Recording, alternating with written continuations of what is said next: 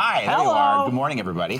Hammer's making a special early appearance today, of course. That's right. Now, this is the second of 3 Hobbit movies, right? The Desolation of Smaug. Desolation of Smaug. This isn't about pollution, right? No, it's not. The first movie, the first Hobbit, you gave 2 hammers. Could the second one be an improvement? You're going to answer that for us right now. We will see, yes. The Hobbits, led by Bilbo and Gandalf, have to continue their quest to go find this dragon, basically, that has overtaken the dwarfs' domain of Erebor.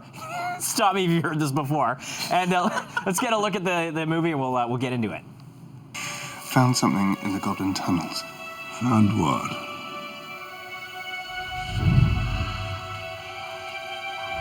What did you find?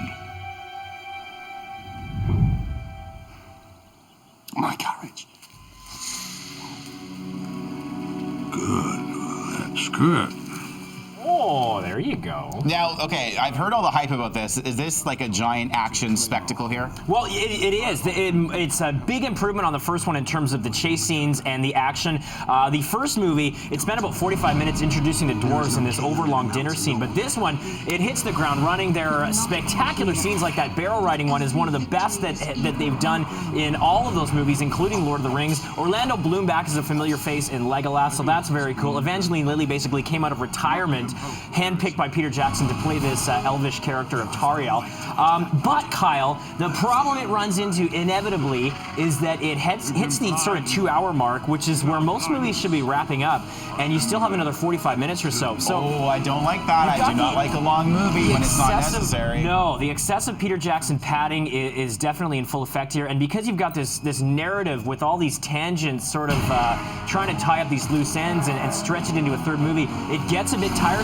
But the first hour of this movie is non-stop, back-to-back action sequences. They're running, they're chasing, they're fighting spiders, they're dealing with orcs. So it's a visual feast. There are incredible sequences in this film that I really enjoyed, but it does get hampered by a bloated 3/4 mark section. Ooh, a bloated movie. No one likes a bloated movie. Yeah. Before you give the review here, do I need to see the first movie before I see the second movie? That is the other problem. You absolutely do, because if you have not seen the first Hobbit, you will be completely lost in the narrative in this one. You won't know where the plot's going or all these references. In fact, I had to watch the first Hobbit hours before I saw the second one, because it literally picks up right where that first one ends, and there are numerous things that they're trying to tie in from that first one, so be prepared. You need to watch that first one. So you better free up about 6 hours in your schedule. All right, so the verdict for The Hobbit, the Desolation of Smaug. There you go. Thank you. Big improvement on the first one, but still a lot of work needs to be done to trim these down. 3 hammers. 3 to 5. All right. It's worth your box office dollars for sure. Thank you, Thor. There you go. 622 right now. Michelle, The Hobbit.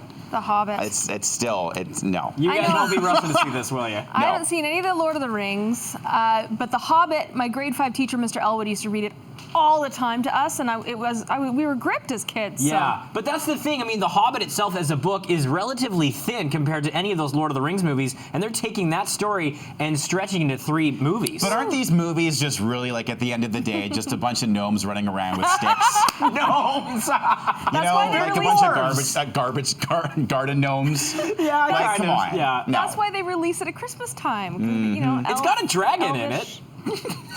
Voiced by wow. Benedict Cumberbatch. You can't lose. Okay, well, thank you, Thor. We'll keep that in Michelle, mind. there you go. There we go. Date night. All right.